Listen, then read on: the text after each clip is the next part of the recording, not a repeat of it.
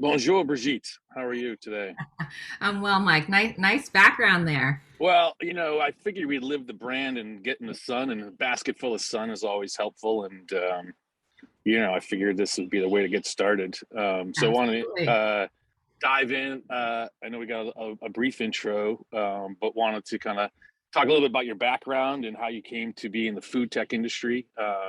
So you're the VP of brand marketing for Sunbasket. hmm And you also have some other food tech background at Mixed. Is that Yeah, I was a head of marketing for a regional fast casual restaurant chain that had both a healthy fast casual and a comfort food concept. So, fun stories around how to mix and match between those two types of approaches. great? Prior to And that, lifetime in retail marketing at Williams Sonoma and Gap Inc. that's great. I saw some background at Pottery Barn, which hopefully you see our little barn in the background. This is where we this is where we make all the data at Skydeo for Nice. target marketing. So that's great.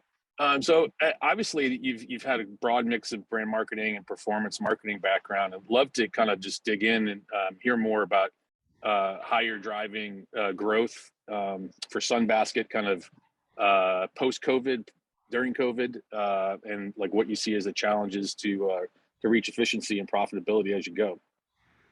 Yeah, for sure. But for those of you that might not know Sunbasket and what Sunbasket does, I'll do just a brief intro of it. Promise it's not a sales pitch, but it's a little easier for me to express myself in slides. So I'm going to go ahead and project something for you guys. Everybody likes food, Brigitte. So Yeah, exactly. Here we go. it's And lunchtime on the East Coast too, so this will be great. oh man, perfect timing. And if I'm not looking at you, it's because I'm looking at these slides. Here we go. Are you able to see this, everyone? On the brand innovators side there. Uh, Jesse, any feedback for me on being able to see the slides? Are Yeah, I you? can see it. Oh, I can see it. okay, great. Sorry. Okay, awesome. Sunbasket, as you said, Mike, I was in restaurant marketing prior to this, but I actually came to Sunbasket as a customer before I came as a person interested in joining the marketing team. In October of 2020, my mom actually suffered a stroke as um, a part of the fact that she was diagnosed with type 2 diabetes and not managing it as well as she could have. And she's doing well now. She's in full recovery mode, but obviously a devastating situation to encounter in October of 2020. And we all know what a dumpster fire of year that was. So it was just like the big challenge for us to deal with in that year.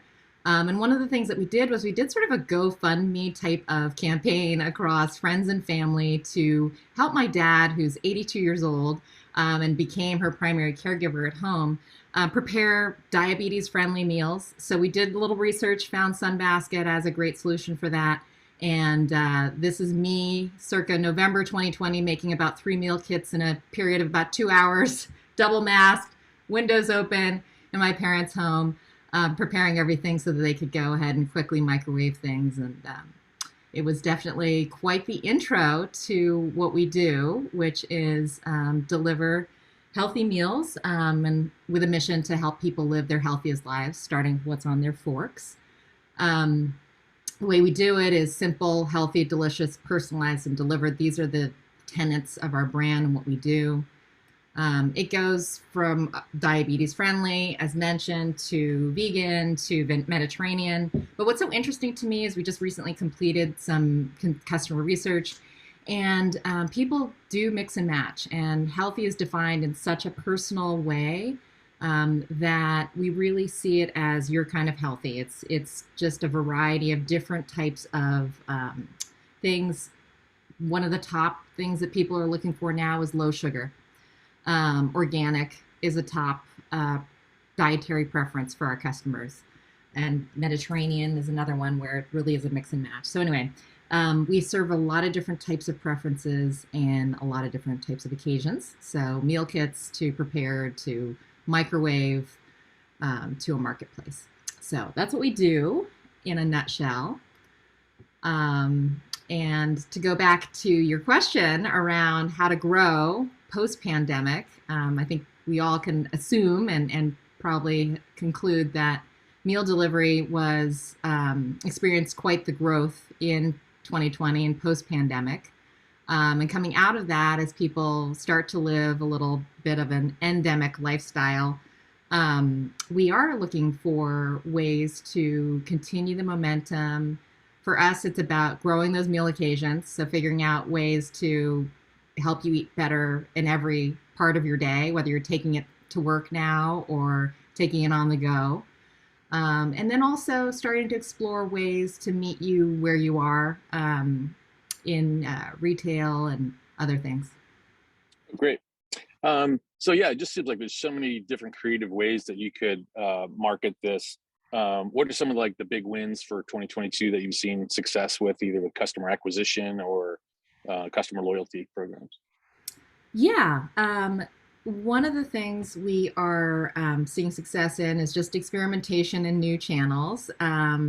So doing a lot of trial in with TikTok, for example, figuring out how to evolve paid social in this new, in this new world as marketers. So that would be one area of experimentation that we're still learning from. We've seen some nice success organically on the paid side. It's been a bit of hit or miss, but it's really experimentation in new channels for us. Great. Now, how would you say Sunbasket compares to some of your, predecessor food delivery apps, and what makes you guys unique and different? Yeah, it is that ability to eat the way that you want to eat. If healthy is the main underpinning, so that's a differentiator overall. That's why we started, but it doesn't mean that it's a differentiator in the overall healthy marketplace. For us, it is the clean ingredients. It's the ability to mix and match between different dietary styles and preferences across the board. We, for example, offer protein substitutions for almost every single meal. So if you choose to eat meatless, you can add a tofu or other meatless option like Impossible. If you want to go pescatarian, we've got a fish option, etc. Oh, that's amazing. So like if you're you mentioned TikTok. So are you organically finding influencers who are talking about Sunbasket, or do you go and look for those for unique creatives, or what's been working there for you? Yeah, definitely breaking that fourth wall. We do tend to talk about content creation and content creator partners versus influencers. Definitely been working in the world of food influencers for a long time in my QSR days, and then now with the meal delivery days, and see more success with people that are genuine fans of the brand, that have a true, authentic connection to eating better or living a healthier lifestyle. Those folks are the ones that really can authentically tell their own story as a proof point for why Sunbasket. Great. So I think there's just a flurry of new options like Instacart for food delivery, and obviously it seems it went from and obviously the prevalence of DoorDash with restaurants. So it seems like you're competing with both restaurants and grocery now, not just grocery. So how do you manage that?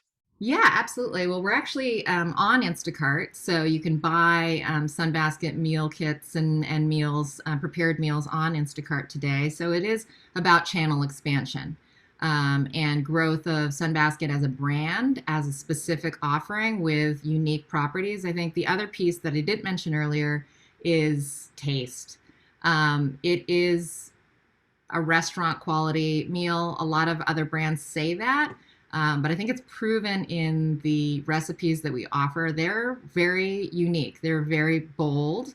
They're for foodies. 41% of our target audience considers themselves foodies, and in fact doesn't necessarily prioritize health in the meals that they're looking for. So we actually have a really large audience of people that appreciate that sort of restaurant experience that they can have at home or have on the go or have off of Instacart. So yeah, you're absolutely right that the competitive landscape is not just other meal delivery. It's definitely wherever you can get a better for you meal. Great. That's interesting. What so you mentioned like you're exploring new channels in 2022. Like what's the marketing mix that works well for you guys now in acquiring new customers? Yeah, we are pretty focused in the lower funnel, high intent area. We're really looking to continue to acquire customers efficiently, like any other marketer. But that probably is where we're pretty focused. We've actually um, really thought critically about the purchase and post-purchase experience and how to drive more growth from that side of the equation versus the acquisition equation. So that's really been a focus for us. Oh, so driving more meals from existing clients than each new Yeah, clients. exactly, Okay. exactly. And then thinking critically, and I don't have a solution for this, about how to activate that audience to be more of an advocacy type of audience versus, acquiring through paid. So earned and owned has been a pretty heavy focus for us. That makes sense. That makes sense. Tell us a little bit about like the ideal customer persona that you look for, or like certain insights that you found that really work well for either long-term value of clients or whales. People who are gonna like hop on and order all their meals or something like that. Yeah, absolutely. So, number one is people do come to us with dietary preferences. They just sort of have a concept of how they want to eat better. I guess whales Either, is a bad term for me to use in dietary terms. yeah, Um, that's okay. it's more of like Uh, a mobile gaming thing. So sorry yeah, about that's okay. That sounds good though. that. The number one reason why people in our target audience come to Sunbasket is to eat meals that help them feel better, which is such a general goal, but that is it. That's really the majority of what they're saying to us. Um, so as far as looking for the right profile, it's someone who has an intent to try to eat better, and has a sense of what that means for them. And then second would be time pressed. Really busy people. These are people that can describe themselves as ambitious, driven, motivated, very, very busy. And so looking for that easy solution, whether it's a 5-minute microwave quality meal or a 15-minute meal kit that they can just quickly, easily prepare at the end of a pretty busy workday. So those would be the two Okay. pieces: looking for the convenience, looking for the health. So like from a demographic standpoint, is that Gen Z, single living at home, or is it like busy moms, like, or Yeah, both, or different it cohorts? Yeah. it's a little bit of a U-shaped demographic. So younger, busy professionals. We have a rather large percentage of folks that are urban dwelling, single professionals in the older Gen Z, millennial demographic. And then we have a more established family, and then even boomer demo that is just sort of either tired of cooking and sort of just looking for sort of easy solutions. Again, more focused on other things: adventure, travel, work, other hobbies. Want to maintain that healthy eating, delicious pattern, and come to Sunbasket that way. In terms of families with young children, it's not an area that we serve really well today. It's certainly an area we're thinking a lot about and how to solve, what they're looking for. Oh, that's great. So how do you measure like the success of different channels today? Obviously, ATT has caused some issues with some platforms, but um, just what are you tracking in terms of success there? Yeah, it is payback. It's CAC to LTV ratio for sure. So we look very closely at the investment we're putting in for that acquisition, and then sort of what happens in their lifetime. We're a subscription business, so pretty critical for us to get to a certain box count in your lifetime that then starts to pay out. So that would be the biggest KPI. Interesting. So it's more of a SaaS based model versus like a CPG brand who's many times is marketing to the darkness and and hoping it pays off on the retail side. So Yeah. how would you We're compare to lucky that? because we own the data, right, for our transactions, and Hmm. very heavily rooted in D2C. Yeah, this is the problem of being outside. Hold on one second. It's the reality of It's not being out just a, there. Good it's thing. just not a background. It's actually live. So Yeah, exactly. sorry, There we sorry go. about that. So have you experimented with CTV ads or anything like that? Yeah, we definitely have. And TV has been a successful piece of our mix for sure. Attribution's always a challenge and something that people seek for sure within our company. And so, we look at the sort of media mix modeling to sort of tell the story of its efficacy in the overall acquisition flow. Going back to your Pottery Barn experience, what would you say is the biggest difference between that and Sunbasket? I'll tell you one similarity, which is the trend with the stock market.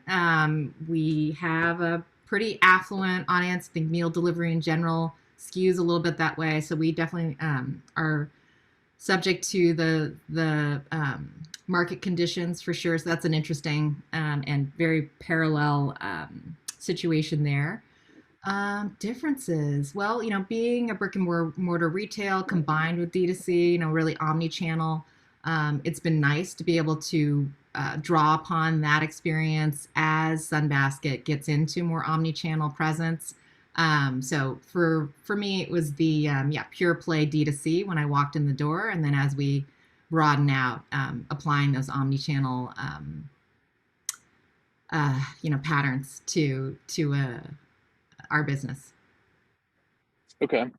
Well, I'm glad that your mom is doing better, and thanks for sharing that. I think one of the things that we look for helping companies target is little cohorts that maybe somebody does have type 2 diabetes or some kind of dietary issue or medical condition, or is on a certain prescription that they need to either get healthy, sleep better, use fitness things, or obviously eat better. So have you seen those niches perform in your marketing for you or in content? Yeah, absolutely. And one of the areas that we are most excited about is the growth of our wellness efforts on the enterprise side. So really speaking with a lot of companies about how to help their populations, their employees, improve their health metrics through food. So we have actually an enterprise division that is working with large scale companies to augment their wellness benefits with a Sunbasket delivery service. We're talking to a lot of insurers and other types of entities within the healthcare space on how to integrate food delivery into the overall portfolio of solutions for patients. So that, yeah, absolutely has been a huge piece of what we see as the future. And actually have some interesting slides to share with you guys if you want to see a little bit of research that we did that's about to be published on exactly that efficacy between just simply knowing what to do and then actually having the tools to do it that are easily accessible. You have that now? Yeah. I'll share a little bit about that. Yeah, Okay, here we go. Right. Sneak peek, love insights. Yes, exactly. Sneak peek into the study that'll publish here. You guys able to see that? So worked with a clinic, a very famous clinic, on a study on the effect of healthy meal delivery on disease intervention. So this was specifically with a population that was diagnosed with diabetes. We all know, I think we all intellectually know that, we can use nutrition to help improve our health. It's incredibly critical for those, suffering from diabetes. And we know also that it's a growing and growing population of folks that are encountering and being diagnosed with this. We did a study of folks who were receiving meal delivery versus weren't. Same exact situation. Preview: there were significant improvements in glycemic control and quality of life in this as a result of working with Sunbasket. I go into the details on the results of the study, but bottom line is it's that combination, right, of making it easy plus knowing what to do. We all know that information is not the same as acting. We know we should be drinking more water. The number one thing that our customers cite as an important part of their health goals is getting more sleep, eating more vegetables, getting regular exercise. We all know the things that we need to do, but ultimately, more than 75% of our population is chronically dehydrated. We are, 35% of us are getting less than 7 hours of sleep per night. I mean, there's all types of things to just say that we're not actually doing the things we know we should be doing. So we are just pairing up with healthcare systems and companies to try to provide the tools to make it easier, whether it's sort of those pre-prep to meal kits to Sunbasket. So anyway, just going back to that idea of where do we take it from here? What can we do on a grander scale to affect people's health? It's really interesting.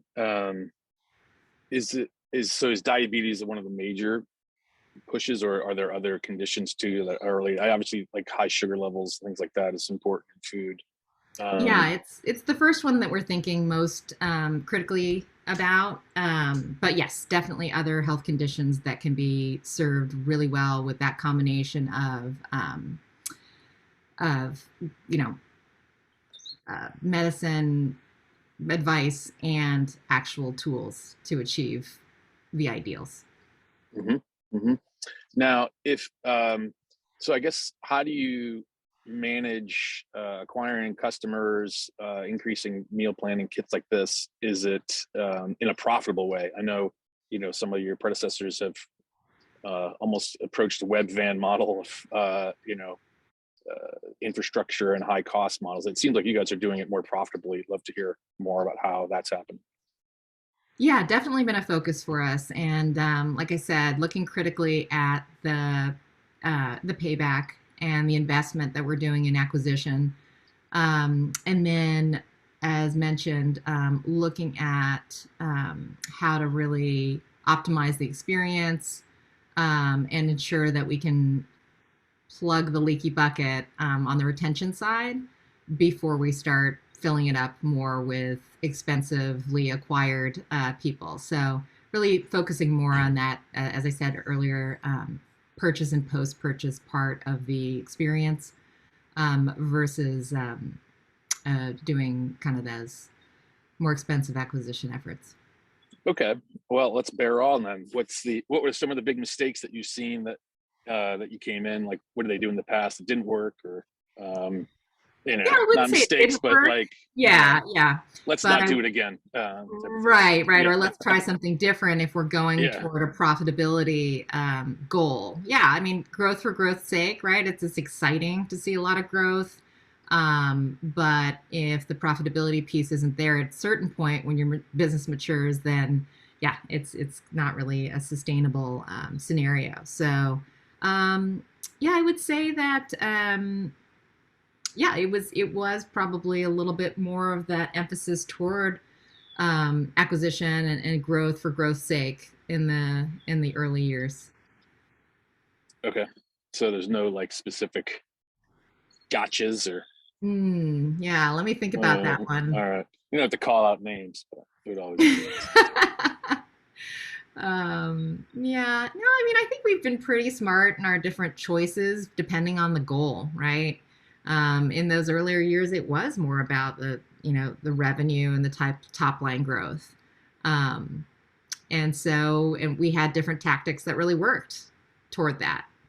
I will say that one and done type promotions are a thing of the past for the meal delivery category in general, and probably a lot of subscription businesses in general, particularly ones that have such high CAC. But yeah, this idea of a high value promotion on your first delivery is not something I see any of us doing again. Mm-hmm. Now, what's the process internally to, if it's meals for diabetics or tasty meals for Gen Z? Like, what's the process internally? How do you come up with the menu and those kits? Yeah, we have a test kitchen. It is staffed with an executive chef and co-founder who spent over 18 years at one of the best restaurants in the United States called Slanted Door here in the San Francisco Bay Area. She hires nothing but some of the best culinary talent out there. And so she and her team really concept from the perspective of how do we make healthy food irresistibly delicious.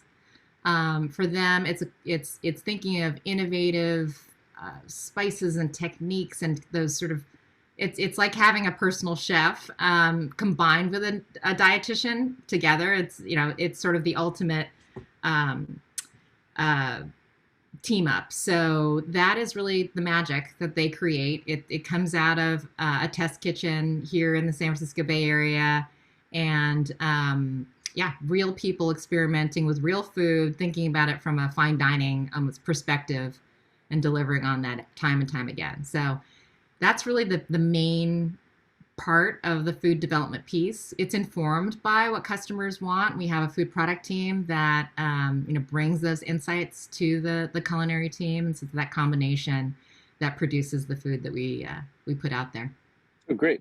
Have you had supply chain issues this year or last with certain meals, or just getting the ingredients that you need? Yeah, for sure. We are a business that relies pretty heavily on seasonal produce. We use all organic, fresh produce. And so we've always been accustomed to kind of having to switch gears based on what is in season, what's sort of happening in the marketplace. So I feel like it's affected us less than it has other industries, perhaps, because, it's just a dynamic product to work with. Yeah.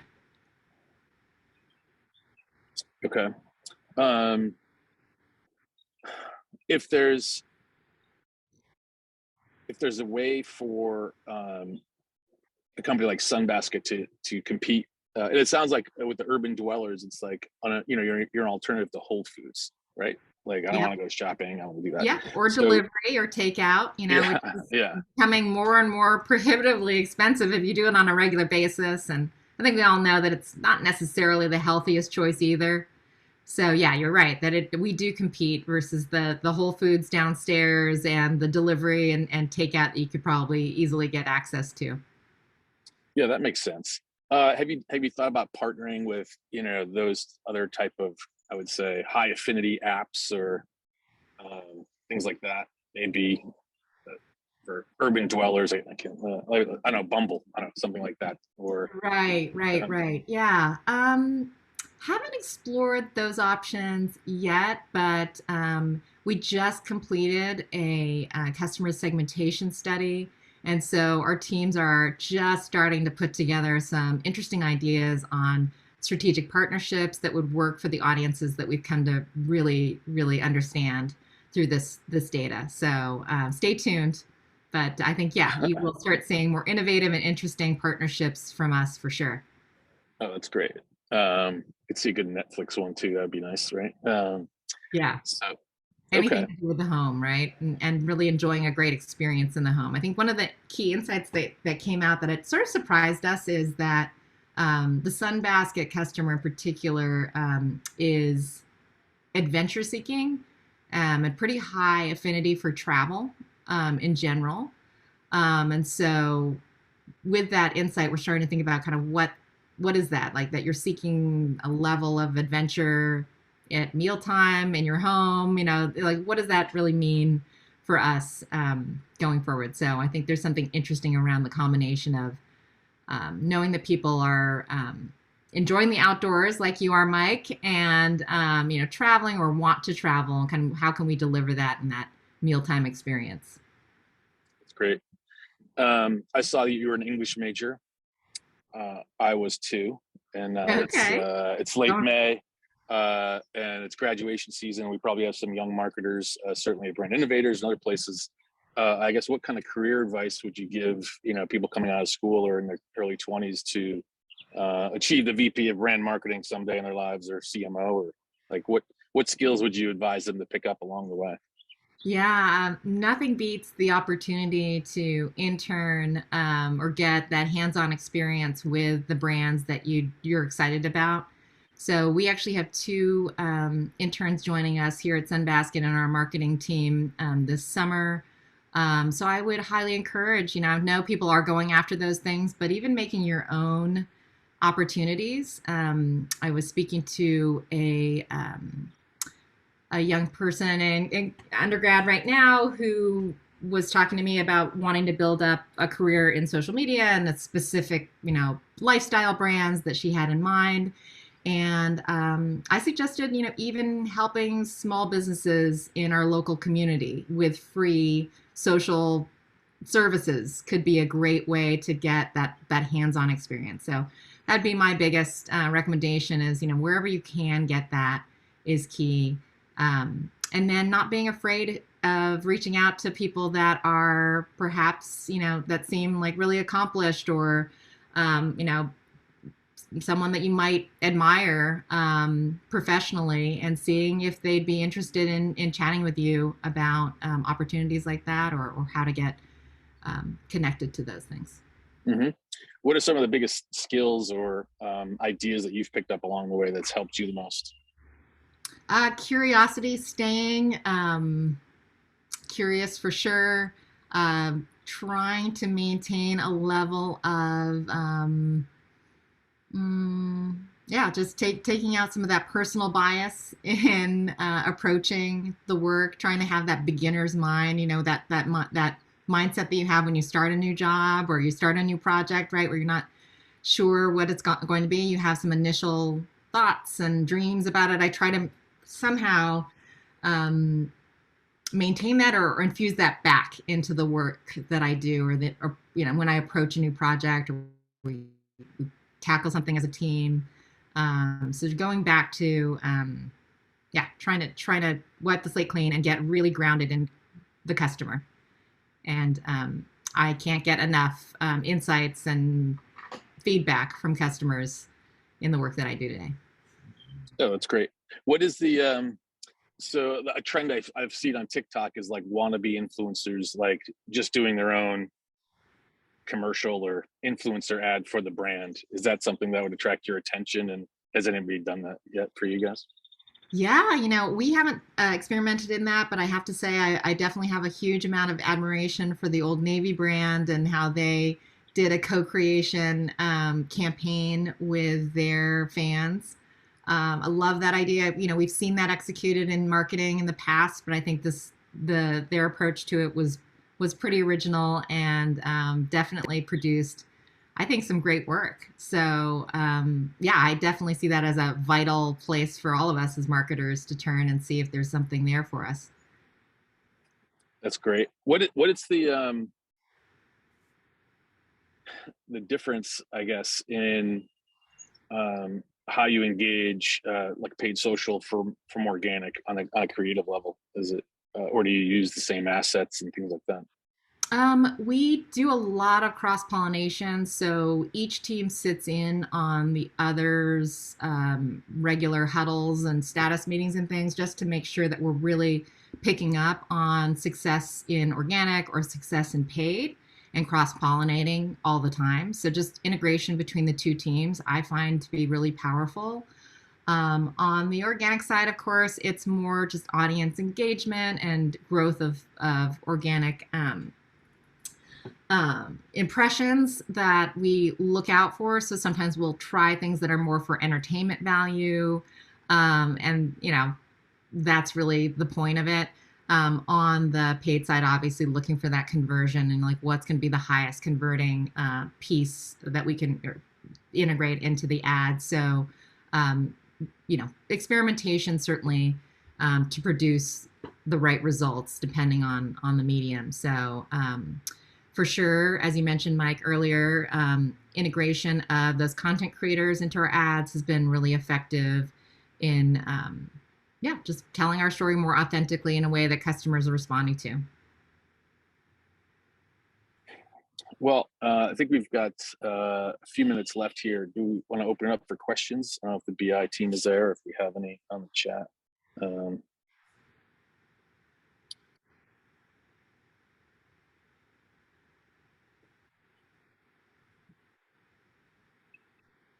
Jesse, check, mic check.